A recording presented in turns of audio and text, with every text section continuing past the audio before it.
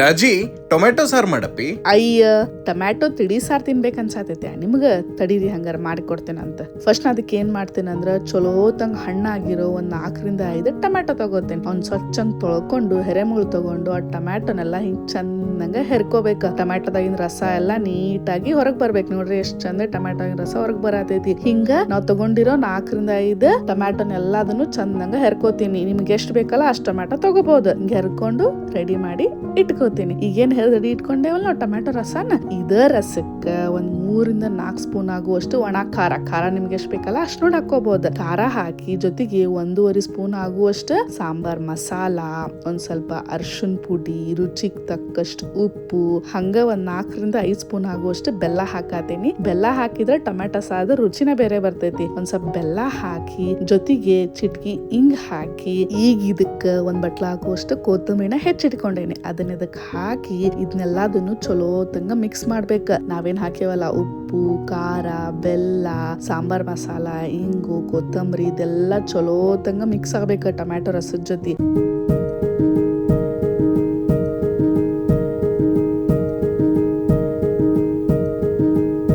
ಇದನ್ನೆಲ್ಲ ಹಿಂಗ್ ಚಂದಂಗ್ ಮಿಕ್ಸ್ ಮಾಡ್ಕೊಂಡು ರೆಡಿ ಮಾಡಿ ಇಟ್ಕೋಬೇಕು.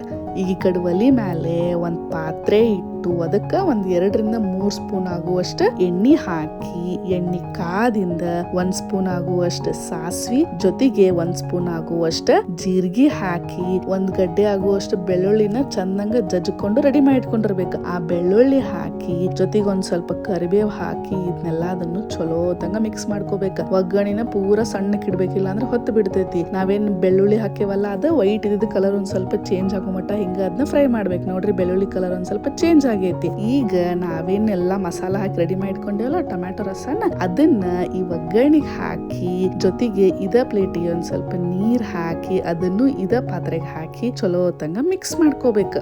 ಈಗ 1 ಗ್ಲಾಸ್ ಆಗುವಷ್ಟು ನೀರ್ ಹಾಕತ್ತೀರಿ. ನೀರ್ ಹಾಕಿ ಚಲೋ ತಂಗ ಮಿಕ್ಸ್ ಮಾಡ್ಕೊಂಡು ನೋಡ್ಕೋಬೇಕು. ನಿಮ್ಗ ತಿಳಿ ಸಾರು ಜಾಸ್ತಿ ನೀರ್ ಇದ್ರು ಓಕೆನ, ಇಲ್ಲಾಂದ್ರೆ ಒಂದ್ ಸ್ವಲ್ಪ ಗಟ್ಟಿ ಇದ್ರು ಓಕೆ ಅಂತ ನೋಡ್ಕೋಬೇಕು. ನನ್ಗೆ ಇದಕ್ಕ ಇನ್ನು ಸ್ವಲ್ಪ ನೀರ್ ಬೇಕನ್ಸಾತೈತಿ. ಅದಕ್ಕ ನಾನು ಇನ್ನೊಂದ್ ಅರ್ಧ ಗ್ಲಾಸ್ ಆಗುವಷ್ಟು ನೀರ್ ಹಾಕತೇನಿ. ನೀರ್ ಹಾಕಿ ಚಲೋ ತಂಗ ಮೀಡಿಯಂ ಉರಿ ಒಳಗ 5-10 ನಿಮಿಷ ಇದನ್ನ ಚಂದಂಗ ಕುದಿಸ್ಬೇಕ. ಇಷ್ಟ ಮಾಡಿದ್ರ ಆತ್ ನೋಡ್ರಿ, ಮಸ್ತ್ ಅಂದ ಬಿಸಿ ಬಿಸಿ ಟೊಮ್ಯಾಟೊ ತಿಳಿ ಸಾರು ರೆಡಿ ಆಕೇತಿ.